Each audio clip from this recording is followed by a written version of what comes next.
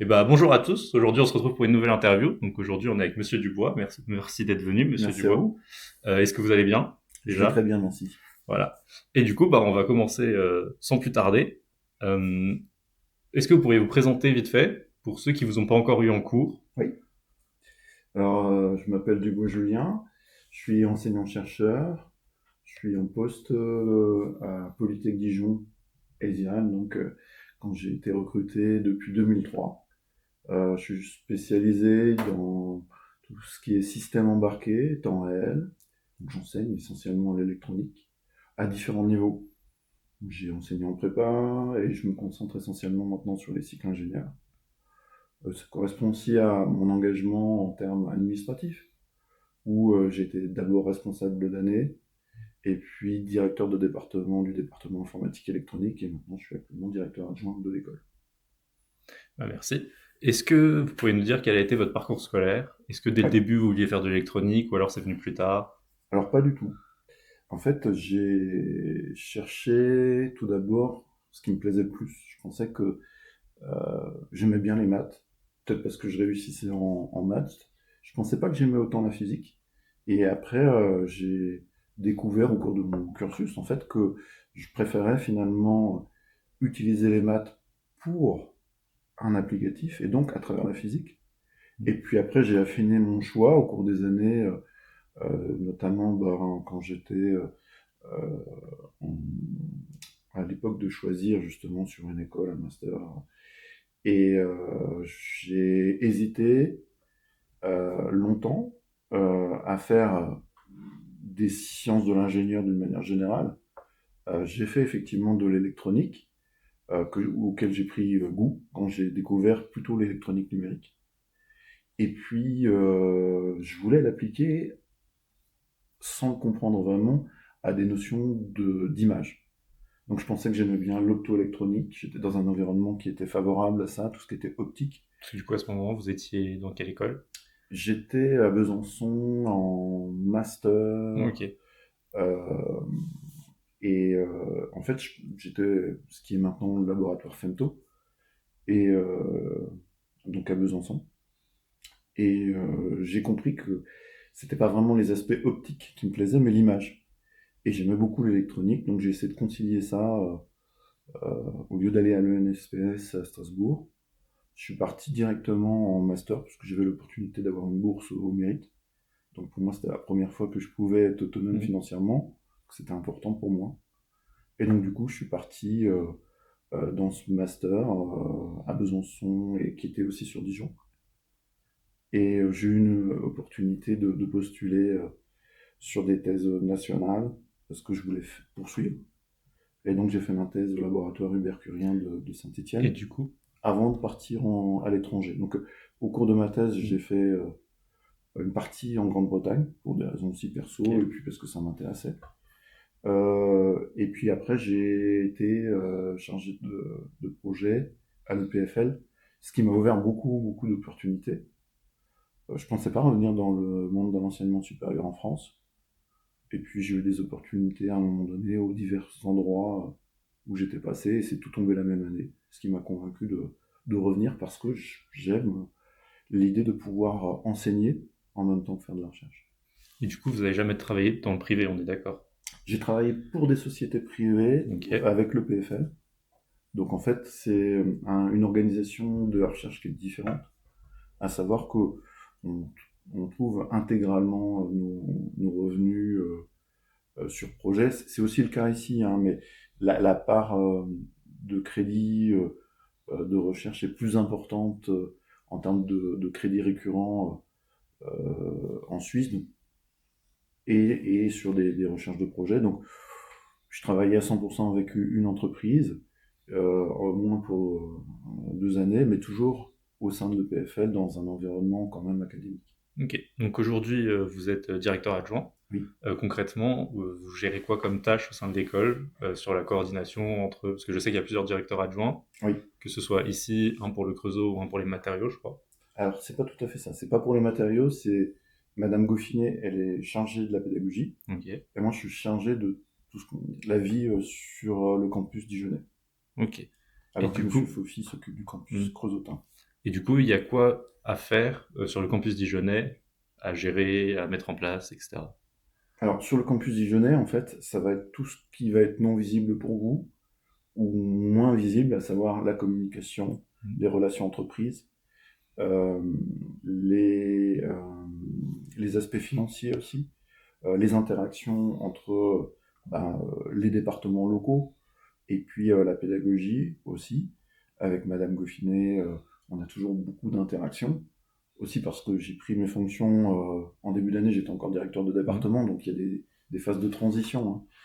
Euh, et puis tout ce qui va être aussi d'appui au directeur, donc sur tout ce qui est déplacement, un peu sur les relations avec l'extérieur, que ce soit la gouvernance de l'université, que ce soit aussi d'autres groupes, que ce soit au niveau Polytech, au niveau aussi d'entreprise, où on a de toute manière beaucoup d'interactions avec l'extérieur. Du coup, vous avez parlé justement des entreprises Oui. dans le contexte actuel. Donc, qu'est-ce que vous pensez du marché du travail actuellement pour les ingénieurs, entre les enjeux liés à l'IA qui remplace beaucoup de postes parce que les entreprises veulent l'utiliser de partout, et le contexte international qui tend à ce que les entreprises se referment un peu sur elles-mêmes. Alors, au sein de Polytech Dijon, on a une chance. Alors cette chance, elle se provoque, elle a été anticipée, ça a été une volonté stratégique d'ouvrir sur des domaines qui demeurent porteurs. Donc, vous avez la chance en tant qu'étudiant à Polytech d'être quand même sur des spécialités où il y a de très très bons taux d'embauche. Donc On ça, n'est pas c'est encore saturé, oui. loin de là, oui. Après, il y a des évolutions qui sont très très rapides au niveau du marché de l'emploi. Vous avez mentionné la partie IA, Mhm. mais on a aussi, elle se fait probablement au détriment du développement de l'ingénierie logicielle. Et pourtant, nous, dans nos options, elles sont regroupées, ce qui fait que ça se compense. Mhm. D'autre part, il y a des domaines où on a plus de mal à éventuellement convaincre les étudiants de postuler, par exemple dans les systèmes embarqués ou IoT. Mais en fait, le marché demeure très très très très actif. C'est-à-dire qu'on sait, par exemple, à travers le réseau Polytech, on a une chaire d'excellence d'attractivité de l'électronique qui a été ouverte ce mois-ci. Euh, et on sait qu'il manquera 54 000 ingénieurs dans ce domaine et aussi connectés un petit peu à la robotique dès 2030. Ça veut dire Mhm. que ces domaines, ils demeurent porteurs, Ils sont encore en développement, on n'est pas... mais il faut des candidats. Il faut Mhm. maintenir en fait l'intérêt parce qu'on sait qu'il va y avoir des possibilités d'embauche. La différence que je vois depuis 2 ans, c'est plus de difficultés à trouver des stages. Mhm. Pour moi, c'est une réalité. Elle a commencé en région parisienne, elle se diffuse à l'échelle nationale. C'est plus difficile. Cependant, certaines entreprises, de manière très paradoxale, euh, préfèrent embaucher des CDI. Mhm. Vous proposez des CDI en sortie d'école ou proposer des CDI plutôt que des stages. Pourquoi? Parce que je vais prendre le cas de la cybersécurité ou même de l'IoT, mais il manque de personnes pour encadrer. Et ça, c'est compliqué de faire comprendre aux entreprises que euh, lorsque vous sortez, certains d'entre vous ont déjà des propositions d'embauche avant même l'obtention du Mhm. diplôme, ce qui fait que les entreprises qui vont rechercher mais qui n'ont pas réussi à attirer des étudiants vont se retrouver sans possibilité de recruter. Donc c'est un investissement, crédit confiance pour vous. Il faut avoir confiance justement et donner la chance aux élèves de pouvoir s'exprimer en stage parce que dans certains cas, on sera dans l'incapacité de proposer suffisamment de personnes qualifiées en sortie d'école parce qu'elles sont déjà en relation très avancée ou avec des entreprises. Ils ont presque des contrats signés, presque. Avant l'obtention du diplôme. Oui. Et ce qui fait que ça crée un certain déséquilibre. Mais si vous n'avez pas de stage, vous ne pouvez pas valider vos années. Ce qui est assez paradoxal. Il faut à un moment donné briser un peu ce cercle. Après, les domaines concernés, restent quand même des domaines très très porteurs. On a cette chance. Donc ça permet de se projeter quand on est étudiant, avec quand même un grand nombre de difficultés hein, sur l'obtention de ces stages. Je pense que le nombre de candidatures a été multiplié par 2, 3, 4, voire 5, je pense, en l'espace simplement de 2 ans, pour avoir une réponse favorable. Effectivement. Donc ça, c'est un sujet effectivement de préoccupation pour l'intégralité de la direction et du corps enseignant. Et du coup, vous, au niveau de la direction, maintenant que vous êtes directeur adjoint, Mhm. s'il y avait un bonus et un malus à être devenu directeur adjoint, ce serait quoi? Le malus, clairement, c'est que j'ai moins forcément de contact avec vous en tant qu'étudiant, Hmm. parce que quand on est directeur de département, ben, on rencontre tous les étudiants et c'est assez gratifiant, pour moi en tout cas, d'être au contact avec vous pour résoudre les problèmes que vous rencontrez. Chaque jour, vous ne vous rendez pas compte, mais il y a des problèmes pour un étudiant au moins. Et ça veut dire que, ben, à la fin de la journée, je sais pourquoi je me suis Hmm. levé et j'ai travaillé Pour aussi aider à résoudre des pour problèmes d'étudiants. résoudre ce problème. À l'échelle de la direction, c'est un peu différent. Euh, le problème est moins personnalisé, Hmm. mais il n'en reste pas moins important. Oui, c'est beaucoup plus généralisé, on est en retrait, entre guillemets. Oui, ça peut être aussi une décision un peu plus, on va dire, sans présomption, mais plus stratégique, Hmm. qui aura des impacts peut-être moins immédiats. Et c'est des fois très sympathique, surtout quand on est enseignant-chercheur et que on voit des fois les résultats des années après Hmm. de son travail, d'avoir aussi un résultat immédiat, de dire son problème est résolu en une journée, 2 jours. En tout cas, on y travaille et avoir tout de suite l'impact euh, de ce que l'on peut faire comme action et de l'énergie déployée pour les personnes avec qui Et du coup, oui, on ça travaille au manque un peu quotidien. maintenant que vous êtes devenu Voilà, directeur adjoint. on les connaît quand même, hein, mais Oui, parce qu'on est en contact avec les directeurs de département. Mais c'est vrai que quelquefois, alors des fois on est content d'avoir moins de problèmes dans une journée, mais des fois on le regrette quand même aussi en disant que, bah, encore une fois, c'est assez stimulant. Euh, alors on vous souhaite pas des problèmes, hein, mais bah, on sait aussi pourquoi on le fait. Voilà. est-ce qu'il y a quelque chose que vous aimeriez voir naître dans l'école, que ce soit à court terme ou à long terme? Oui, c'est un développement de l'environnement encore d'enseignement. On a bénéficié d'une croissance assez hors norme Hmm. ces dernières années, avec beaucoup de nouveaux étudiants, des nouveaux locaux, de nouveaux équipements. Je pense qu'il faut avoir une phase de stabilisation qui nous permet de prendre un peu de recul et voir toutes les améliorations que l'on doit intégrer. Alors on est dans un processus d'amélioration continue, c'est évident. Mais quelquefois, il est bon aussi de regarder où on pourrait encore renforcer l'énergie. Je pense qu'on a créé le Fab Lab, on n'est pas Hmm. loin dans cette salle du Fab Lab.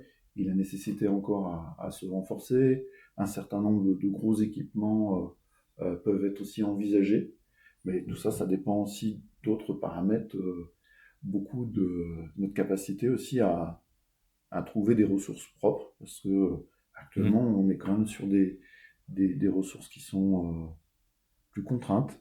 Et l'école s'est développée énormément, même d'un point de vue financier ces dernières années. Elle doit continuer de pouvoir se développer afin justement de permettre d'acheter du matériel encore plus performant, encore plus intéressant pour développer les filières actuelles et pourquoi pas des nouvelles à l'avenir. Est-ce qu'il y a quelque chose, du coup là on va retourner un peu en arrière, mais Mm. que vous avez découvert après l'école, mais que vous auriez aimé qu'on vous apprenne plus tôt? Oui, Que ce soit une techno ou un moyen de faire quelque chose qui facilite tout. je pense que j'avais pas conscience à votre âge euh, de la puissance de l'informatique. J'aimais ça, Hmm. mais j'étais plus attiré par tout ce qui était informatique embarquée. Mmh. Et je pense que j'ai pas tiré pleinement potentiel de tout ce qui était informatique et réseau quand j'avais votre âge. Donc j'ai été particulièrement intéressé de rejoindre l'école pour la création de ce département qui était Mmh. joint, qui s'appelait Infotronique, parce que je comprends avec le recul la nécessité absolue de lier ces domaines, que ce soit au quotidien pour des problématiques réseau ou maintenant à travers le développement informatique et plus général de l'intelligence artificielle qui est très présent et qui peut être très présent même dans nos méthodes de travail. On peut faire de l'électronique en se faisant assister quelquefois par de l'intelligence artificielle, ne serait-ce que pour faire des tableaux, des présentations ou éventuellement des morceaux de code. Mais ça ne remplace en rien les compétences qui doivent être maîtrisées et la spécialisation que l'on doit avoir. Mmh. L'intelligence artificielle, c'est finalement non maîtrisée, elle nous permet de faire 10 fois plus vite des bêtises. Ce qui compte, c'est de faire 10 fois plus vite quelque chose de raisonnable, d'efficace. Et pour ça, on doit s'appuyer sur un socle de compétences, d'expertise, et une expérience dans le domaine. Et c'est ce qu'on cherche à inculquer aux ingénieurs au quotidien. Alors du coup, on va passer aux questions en rafale. Oui. Du coup, je vais vous envoyer plusieurs questions. Il faut répondre en quelques mots au maximum. Mhm. Si jamais vous pouvez dire oui et non, vous pouvez mettre un joker. Et si jamais ça vous intéresse ou moi ça m'intéresse, on en reviendra dessus après Ok. pour pouvoir les expliquer plus profondément. Du coup, c'est parti. Avez-vous déjà pensé à reprendre les études? Oui. Vous avez déjà pensé à postuler pour prendre la suite de Monsieur Dupanda? Bah maintenant, oui. Avez-vous déjà regretté un projet ou une recherche que vous avez réalisé?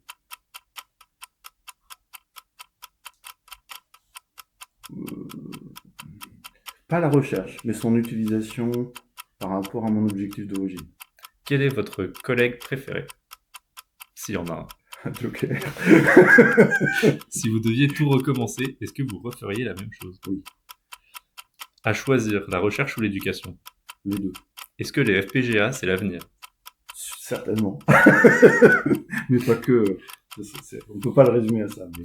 Voilà. Alors du coup, moi j'étais intrigué. Vous avez déjà pensé à reprendre les études? Ce serait pour faire quoi? Avoir plus de réflexion, c'est toujours dans les prises de recul. Quand j'étais déjà doctorant, j'avais toujours objectif de faire de l'épistémologie, de l'éthique à l'issue de mon doctorat. J'ai jamais pris le temps de le faire. J'avais trouvé qu'à la Sorbonne, on pouvait le faire à distance. Je pense qu'on a besoin de prendre du recul, surtout quand on veut être enseignant-chercheur, parce que justement, une recherche peut être détournée de son usage. Et j'en étais arrivé à la conclusion que c'est pas l'évolution que l'on peut stopper, mais c'est finalement réfléchir à comment utiliser au mieux une technologie et contribuer à son développement, et si nécessaire, aider à la légifération pour un usage correct de cette décision, équitable pour tous, dans son usage et pour les usagers. Du coup, c'est lié, oui, à la question, vous avez déjà regretté un projet que vous avez réalisé, Alors, je ne l'ai pas regretté, mais son utilisation mais potentielle, son oui. utilisation potentielle m'avait choqué. On a travaillé avec M. Yannick Bénézé et on travaille encore, sur la détection de paramètres physiologiques sans contact à partir de caméras.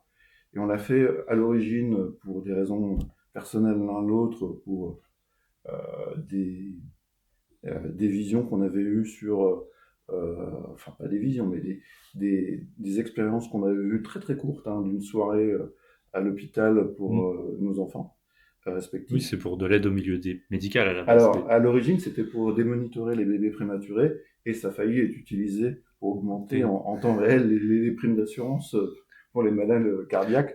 Donc, c'est vrai que quand la technologie fonctionne, ça ne veut pas dire qu'elle ne sera jamais utilisée à 180 degrés de ce qu'on avait imaginé au départ.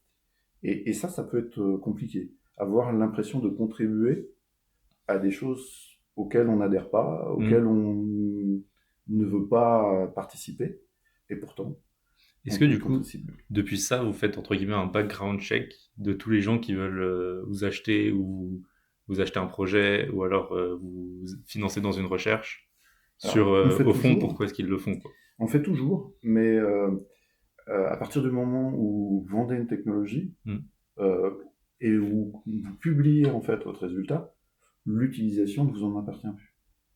Donc c'est à chacun d'entre nous, et ce qui va de notre responsabilité à tous, elle est collective sur ce que l'on veut faire d'une technologie ou même d'une idée. De la même façon, on est tous responsables, même en politique, on est responsable Mm. d'une situation, chacun sa part, et on doit tous veiller, être vigilants à son usage, encore plus, quand on y contribue d'une manière directe. Du coup, moi, je vais revenir aussi sur la dernière question. Oui. Est-ce que les FPGA, c'est l'avenir? Du coup, je sais que vous nous les vantez beaucoup en cours, mais pour tous ceux qui vous ont pas en cours, est-ce que vous pouvez expliquer vite fait ce que c'est et en quoi ça pourrait être l'avenir? Alors, les FPGA, comme d'autres cibles matérielles comme les GPU, permettent de faire des calculs rapides, intensifs. Euh, Pourquoi j'aime bien les FPGA? Sans doute parce que j'ai l'habitude de les utiliser et que j'aime cette technologie. Pour différentes raisons, elle permet de s'exprimer en termes de créativité, je crois. Pourquoi je pense qu'elle peut avoir un rôle d'avenir? Tout simplement parce qu'on est dans un monde à ressources restreintes. Et je pense que d'un point de vue énergétique, elles sont très propices et plus propices que d'autres cibles matérielles à un usage plus contraint et qu'on doit s'habituer à avoir une réflexion plus dans en contraignant en fait les ressources, mais en espérant atteindre toujours des performances très importantes. Donc comment faire mieux avec peu, comment faire mieux avec moins, et je pense que finalement, alors le FPGA n'est pas le seul, heureusement, mais c'est une technologie qui peut peut-être traduire ou illustrer cette volonté de se dire est-ce que je peux faire aussi bien Mm. avec moins.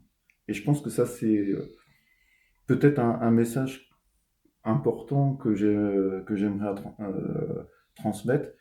Ça ne veut pas dire qu'on ne peut jamais faire aussi bien, et je pense que les nouvelles générations font toujours mieux, mais à condition, en fait, de garder en tête ce que l'on veut faire, la ligne directrice, et pourquoi finalement se restreindre, mais à condition de respecter le contexte, l'environnement, et le contexte, quand je parle Oui, d'environnement, c'est aujourd'hui. vous, nous, la planète et le reste. Alors, on va sortir un peu du coup côté technique, prof, tout ça. Ouais, En dehors du travail, oui. est-ce que vous avez un loisir que vous adorez pratiquer, que ce soit du Badminton. sport, le badminton? Ouais. Est-ce que vous en faites au SHAPS des fois? Non, j'en fais jamais au swaps, Parce parce que je que sais qu'il y en a j'arrive jamais à beaucoup au SHAPS. m'organiser pour avoir le temps de midi. Et du coup, c'est venu à quel âge le badminton? Tardivement. J'ai toujours pratiqué du sport. Hmm. J'étais plutôt sport collectif. Euh, je suis issu de la campagne, donc il y avait que le foot. Et puis après, je me suis beaucoup intéressé au handball, au rugby. J'étais dans une classe hand. Euh, et puis, pas le volley, je suis trop petit. Euh, et puis après, je suis parti sur le badminton, ouais, parce que je trouve que c'est stratégique, c'est intéressant. J'aime bien les sports, justement, où euh, il y a un aspect un peu de positionnement sur le terrain et pas que de la performance. Hmm. Je suis pas un athlète extraordinaire. J'ai besoin des autres, j'ai besoin de pouvoir réfléchir aussi pour pouvoir faire un sport raisonnablement. Et bah voilà, on s'approche de la fin de cette interview. Est-ce que vous avez un petit mot de la fin pour toutes les personnes qui écoutent? Oui, écoutez, bah, Polytech Dijon, c'est une école qui se veut accueillante et j'espère que vous y serez bien accueillis si vous avez l'intention de venir. Et puis si vous avez l'intention simplement de passer, bien passez, vous y serez bien accueillis. Voilà. Et puis j'espère que vous y serez accueillis pour réaliser vos rêves. C'est vraiment le plus important. Il ne faut pas que rêver ses rêves, mais il faut aussi Hmm. s'atteler à les réaliser. Et pour ça, bah, je pense que la compétence, la connaissance et l'investissement font que on peut rêver grand et on peut rêver ses rêves. Et bah merci beaucoup, merci de Voilà. votre temps. Merci à vous. Et voilà qui conclut notre interview. On se retrouve pour une prochaine. Au revoir.